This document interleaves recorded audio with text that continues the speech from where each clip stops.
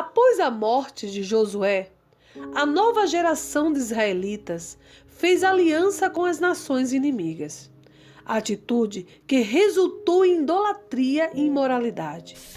Isso trouxe o juízo de Deus sobre eles. Israelitas voltaram a ser escravos.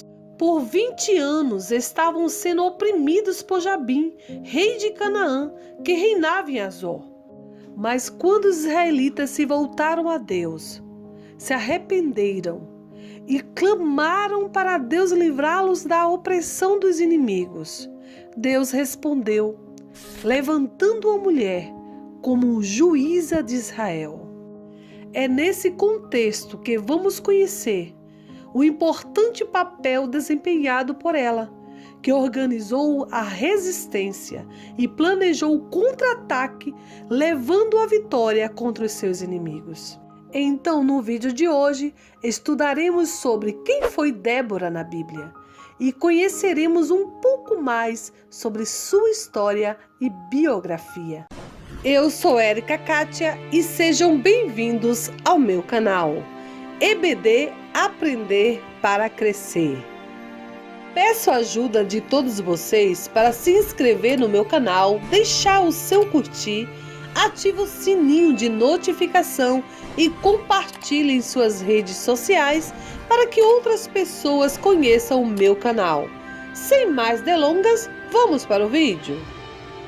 Débora, juíza e profetisa de Israel. Na Bíblia, os nomes quase sempre se relacionam ao contexto sócio-histórico em que a pessoa vive, ou ao ofício que desempenha na comunidade. Uma mulher hebraica chamada Débora foi uma das líderes mais conhecidas do Antigo Testamento. O nome Débora no hebraico significa abelha. O título de mãe de Israel pode ser uma alusão às funções e à importância da abelha rainha em seu meio, pois a abelha trabalha arduamente para a polinização das flores, como também trabalha incansavelmente em conjunto para a união e a prosperidade de toda uma colmeia. Aquele era o início da Idade do Ferro. Os filisteus introduziram a indústria do ferro na Palestina e tinham controle da produção, guardando seus segredos a 7 chaves. Até a época de Davi, Israel ficou em desvantagem diante das armas dos carros de ferros usados pelos seus inimigos. Os cananeus eram bem superiores a Israel, especialmente no que se refere às armas de guerra. Possuíam 900 carros de ferro e recebiam treinamento militar especializado.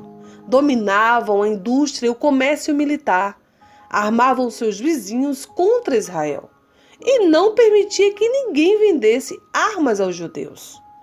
No livro de Juízes, capítulo 5, o Cântico de Débora, no versículo 8, nos diz assim: não se via escudo nem lanças entre os 40.000 em Israel. Só a intervenção sobrenatural de Deus podia fazer de Israel um povo vitorioso. Quando a guerra é do Senhor, a vitória é certa. Mas o Senhor Deus, por sua grande misericórdia e amor pelo seu povo, não os abandonou por completo, levantando aos seus tempos adequados juízes para os livrar das mãos esmagadoras dos inimigos. Foi então constituídos juízes para julgar Israel e pôr a salvo. Entre eles, Débora, juíza e profetisa. Débora era uma mulher comum, casada com Lapidote, que provavelmente descendia da tribo de Efraim. Tinha sua casa, tinha seus afazeres domésticos. Ela foi designada por Deus para ocupar um cargo importante e exercer funções que eram reservadas à classe masculina da época. As mulheres sempre ocupavam posições inferiores aos homens, tanto em Israel quanto nas comunidades vizinhas. Todavia, aprove ao Senhor contrariar os conceitos humanos, como faria Jesus mais para frente no futuro, tantas outras vezes. Débora foi a única juíza de Israel. Antes de julgar Israel, Débora já atuava no ministério profético. Débora era capaz e profundamente espiritual, um exemplo de fé e coragem para todos os que amam a palavra de Deus. Sabia discernir e julgar com retidão. Sob orientação divina, estabeleceu um fórum público ao ar livre que ganhou o seu nome, as Palmeiras de Débora. Se encontrava estabelecida nas montanhas de Efraim, entre as cidades de Betel e Ramá, facilitando o acesso de qualquer pessoa que desejasse receber seus conselhos. Sua história revela uma das mais intensas vitórias cantadas na Bíblia. Foi durante o reinado do rei Jabim, um rei cananeu, que tinha um poderoso exército e um general chamado Sísera. Esse nome causava terror e pânico em Israel. Era o general de 5 estrelas, comandante de seus 900 carros de ferro e de mais uma grandiosa infantaria, que por 20 anos dominou a nação de Israel com muita crueldade. A religião e a cultura cananeia eram cruéis, e sacrifício de criança, prostituição nos templos, fazia parte delas. Como era viver sob o domínio de um comandante cananeu e o seu exército? Segundo a canção de Débora, era quase impossível viajar pelo país e não havia mais ninguém morando nos campos. Podemos imaginar o povo se escondendo nas florestas e nos montes, com medo de cultivar a terra ou morar em aldeias, onde não havia proteção de muralhas. Alguns fugiam em busca de cidades fortificadas para se proteger, mas ficavam aterrorizados com a ideia de viajar pelas estradas principais, onde poderiam ser atacados, ser saqueados, seus filhos raptados e suas mulheres violadas. Os israelitas de diversas tribos procuravam Débora em busca de uma solução para suas causas. Diante do perigo, Débora agiu com urgência e decisão. Ordenou que Baraque, filho de Abinoão, que era líder militar de Israel da tribo de Naphtali, viesse imediatamente à sua presença, a fim de comunicar a ele os planos de Deus. Que Baraque mobilizasse 10.000 homens das tribos de Naphtali e Zebulon. Em seguida, deveriam levá-los ao Monte Tabor e lá batalhar contra Sísera. Monte Tabor. Ele tem um formato arredondado, fica no extremo leste do Vale de Jezreel, a 17 quilômetros ao oeste do Mar da Galileia. A sua altitude é de 575 metros, por ser visto de longe. Ele é apresentado na Escritura como um símbolo de majestade. Débora, como profetisa, transmitiu a mensagem de Deus para Baraque. É espantoso perceber que havia 10.000 homens escondidos por medo ou conformados, vivendo durante 20 anos na vergonha e escravidão, se acomodando com a situação. Meus irmãos, Deus nos dá estratégias maravilhosas contra situações que nos afligem. Devemos crer na direção que vem de Deus para as nossas vidas. O Senhor não quer que nós conformemos com uma situação problemática, capaz de nos tirar a paz. Talvez você esteja passando por algum problema que tenha acomodado por anos. Talvez seja na área familiar, na área física, enfermidade, na área conjugal, na área profissional, ou até mesmo na área financeira. Eu não sei. Mas Deus tem a resposta e o escape certo para esta situação. O que não pode ficar parado vendo tudo acontecer e não fazer nada. Devemos entrar num propósito com Deus, orar, jejuar, buscar ao Senhor. Ele tem a resposta para os nossos problemas, pois para Deus nada é impossível. Baraque não gostou muito do plano. Aliás, Baraque estava morrendo de medo, pois achava a missão suicida. Ele não era assim um exemplo de coragem. Então Baraque fez uma contraproposta e disse a Débora: se fores comigo, irei. Porém, se não fores comigo, não irei. Veja que a confiança de Baraque estava em Débora e não em Deus. Mas Débora demonstrou total confiança no plano de Deus e concordou em fazer a jornada de 80 quilômetros ao norte para ir com ele à batalha. Mas avisou que a honra da vitória sobre matar Cícera, devido à sua falta de fé nas palavras do Senhor, não seria dele, mas quem receberia seria uma mulher. Antigamente, as mulheres não iam à guerra, mas Débora foi. Débora se preocupava com seu país e confiava que, com a ajuda de Deus, podia modificar a situação difícil em que o país vivia. Que possamos modificar pessoas, não apenas com palavras, mas também com as nossas ações.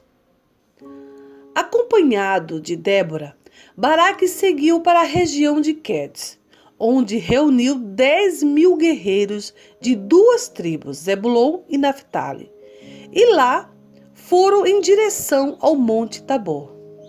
Quedes, uma cidade de refúgio no norte de Israel, situada na região da Galileia, território de Naftali, no norte.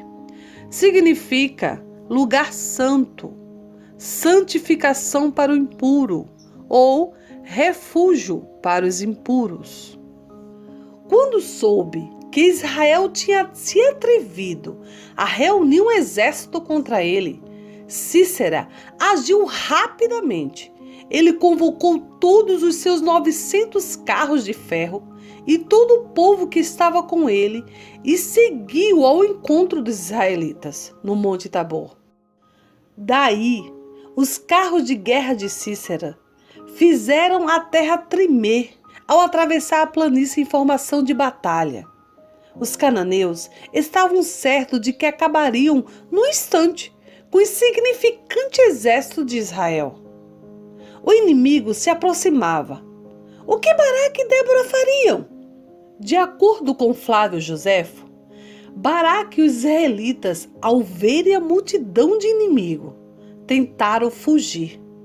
Mas Débora os impediu e ordenou-lhe que combatesse naquele mesmo dia sem temer aquele grande exército. Vá, pois este é o dia em que Deus entregará Cícera nas suas mãos. Não é Deus quem vai na sua frente? Pois a vitória depende de Deus e devemos confiar no seu auxílio. Deus fez cair uma forte chuva com granizo. O vento batia com tanta violência contra os rostos dos cananeus que os arqueiros e os que arremessavam pedra com uma funda não se podiam servir nem dos arcos nem das afundas. E os que estavam armados mais pesadamente tampouco podiam usar suas espadas, tão congelados que estavam pelo frio. A tempestade transformou em lama o solo daquele local. Em pouco tempo, os pesados carros de guerra se tornaram a desvantagem. Começaram a afundar na lama e atolaram de vez, deixando seu exército completamente confuso, fazendo com que se tornasse presa fácil para os israelitas. Os israelitas, ao contrário, tendo a tempestade pelas costas, não eram incomodados por ela. e ainda sentiam redobrada a coragem, vendo nela um sinal visível do auxílio de Deus. Baraque desceu do Monte Tabor, seguido por 10.000 homens, que mataram todos os soldados, de forma que não sobrou um só homem do lado inimigo. O rio Quizon encheu e inundou a região, levando os corpos para o grande mar. Cícera, o grande opressor do povo de Deus, fugiu a pé do campo de batalha, abandonando seus homens para morrer no lamaçal. Ele conseguiu fugir sem que os soldados israelitas o vissem. Ele procurou abrigo na tenda de Jael, mulher do queneu Heber, pois havia paz entre Jabim e o clã do queneu Heber. A Bíblia diz que Jael saiu ao encontro de Cícera e o convidou a entrar em sua tenda, prometendo a ele proteção. É provável que ela também tenha reconhecido que tinha uma escolha a fazer: ajudar esse homem perverso ou tomar o lado dos israelitas e acabar com esse inimigo do povo de Deus. O que ela faria? Como uma mulher poderia derrotar um guerreiro tão poderoso e experiente? Jael precisava pensar rápido e teve uma ideia. Ela ofereceu a Cícera um lugar para descansar. Ele ordenou que, se alguém o procurasse, ela não dissesse que ele estava ali. Quando Cícera se deitou, ela o cobriu, e quando ele pediu água, ela lhe deu leite cremoso. Logo Cícera caiu num sono profundo. Então Jael pegou 2 ferramentas que toda mulher que morava em tendas sabia usar bem: uma estaca de tenda e um martelo. Agachada perto da cabeça de Cícera, silenciosamente ela agora enfrentava a assustadora tarefa de agir como executora.